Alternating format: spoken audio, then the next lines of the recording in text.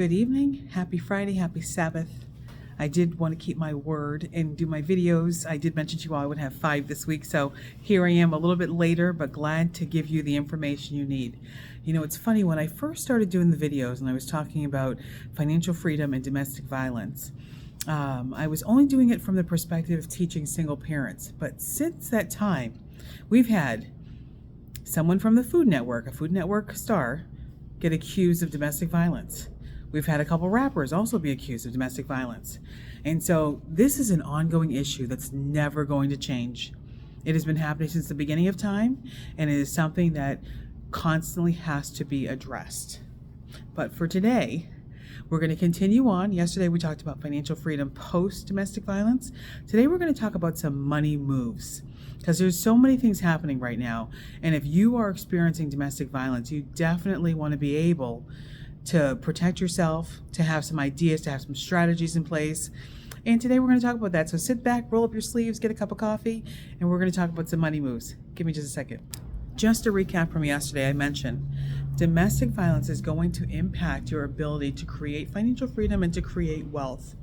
And as we're seeing, there are people that have spouses that are very wealthy and they are experiencing the same domestic violence. And as I mentioned, domestic violence will interrupt your ability to create financial freedom. So that is not the time you want to be building financial freedom.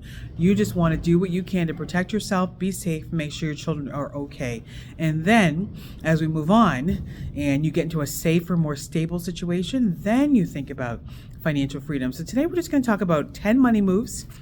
Roll up your sleeves, let's listen in, and I'm going to go over those with you today. Money move number 1. I talk in my book, 10 Things I Wish I Knew as a Single Parent, about buying inexpensive real estate.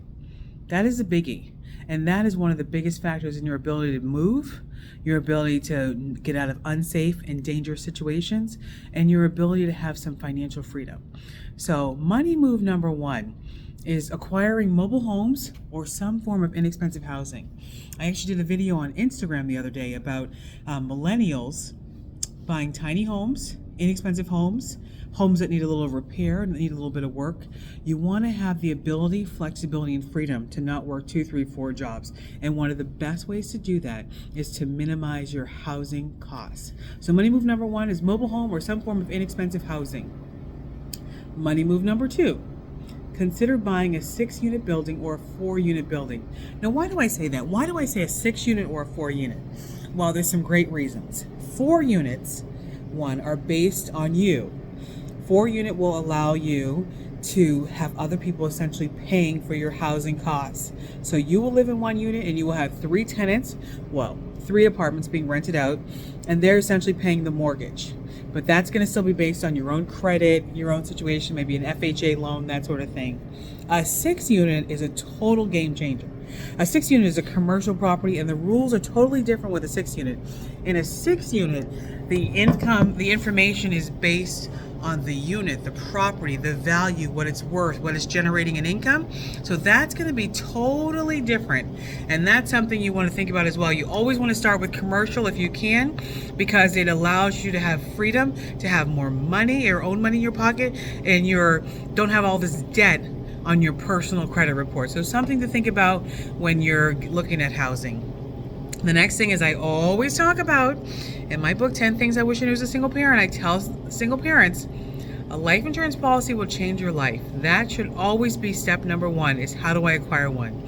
And I teach single parents how to do that with a tax refund. Using your tax refunds, you have no excuses. You can't say, I don't have the money, I can't do it. You can do it. You have tax refund money, you have money coming in various ways. You need a life insurance policy. I did mention delaying the life insurance policy if you are in a domestic violence situation, but it is still something that's going to be necessary in the future. The next thing, money move number 4, self-employment that gives you flexibility, whatever that might be. I don't know. For some people, it's Lyft and Uber, Instacart. There's a variety of things. Some people are working from home. Some people are working in insurance. There's so many options right now for self-employment. And I still always recommend franchises as well, especially ones like Chick-fil-A that are just money makers. And there are other ones. McDonald's is obviously the number one, but it's going to be very difficult. There's a huge barrier to entry with McDonald's. You're going to need to have a $1 million net worth, $3 million available cash. It's just things you're going to have. Where Chick-fil-A gives you a bit more freedom with only $10,000 needed. So something to think about. So you and your children can be together. You have flexibility. You have a staff, that sort of thing. Money move number 5. Join a local gym with a lot of activities for your children. That is the biggest thing, because that not only gives all of you an outlet, but that gives you peace of mind. And peace of mind is priceless. When everything else around you could be going wrong, even if you're experiencing domestic violence, having that gym membership gives you a level of freedom you're not going to get any other way, and you really need it for all of your sanity, for joy, for fun, for community, and for just a way for you to breathe, to have time to yourself, and to give them some level of normalcy. Money move number 6. Number 6, was joining a local gym with a lot of activities for your children. My kids and I grew up with the YMCA. Was a big deal. Then we joined other places, but something that definitely offers a lot of activities for your children. That was number 5. Money move number 6. Join a religious organization, church, synagogue, mosque, whatever. Because that gives your children stability as well. It gives you stability, it gives you connection, it lets people know where you are, it kind of holds you accountable, it gives you a routine, and routine is so important when there's so much instability in life. So, I'm going to recap real quick. Money move number 1, mobile home, some form of inexpensive housing. Money move number 2, consider buying a 6-unit. Is number 1. The second best is a 4-unit apartment building. Number 3, life insurance policy. You gotta have one. Okay, there's one that I describe where you actually have cash value. That is fantastic. You can use your tax refund for that.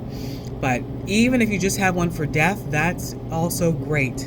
Now, money move number 4, self-employment that gives you time flexibility. So you're not working 3 and 4 jobs. That's not going to help. You're going to burn yourself out, and you're putting your children at risk. Money move number 5 is join a local gym with a lot of activities for yourself and your children. And then we're moving on to money move number 6, join a religious organization. It is a wonderful thing. Perfect? No. Are we seeing a lot of stuff in the media about religious organizations? Yes. There are a lot of benefits to being part of a group. Okay? You work together, you support each other, you help one another. I always talk about the Jewish 5-jar method, and they're very big on community. Money move number 7.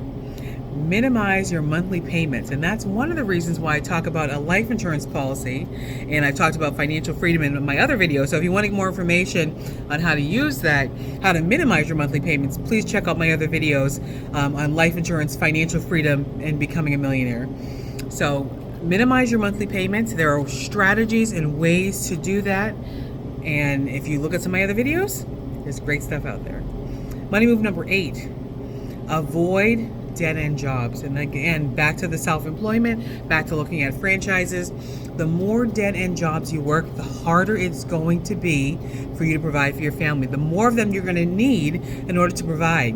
And when you keep working and burning yourself out like that, you're just like a hamster on a wheel. You're just spinning and you're not accomplishing anything. So minimize your monthly payments and avoid the dead-end jobs if you can possibly.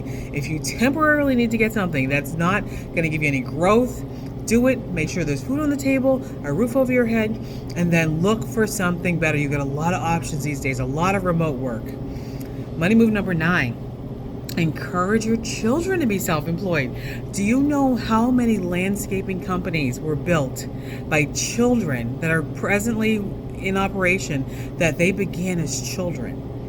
Landscaping companies. Do you know Warren Buffett was a newspaper carrier? Mark Cuban was a newspaper carrier. There's so many things you can do. And there are businesses that have been built and created by children that are 4, 7, 10, 15, and so on. Even Bill Gates' Microsoft started when he was a young person. So encourage your children to be self-employed. That's also a chapter in my book, 10 Things I Wish I Knew as a Single Parent, we talk about. And then money move number 10, final, use tax refund money for investments. Go back to my previous video yesterday on financial freedom where I talk about using the Jewish 5-jar method. You have options and ways to manage your finances. So we're just going to do a quick recap. Money move number 1, mobile home or some form of expensive housing. Number 2, consider buying a 6-unit or a 4-unit apartment building. Number 3, life insurance policy, always.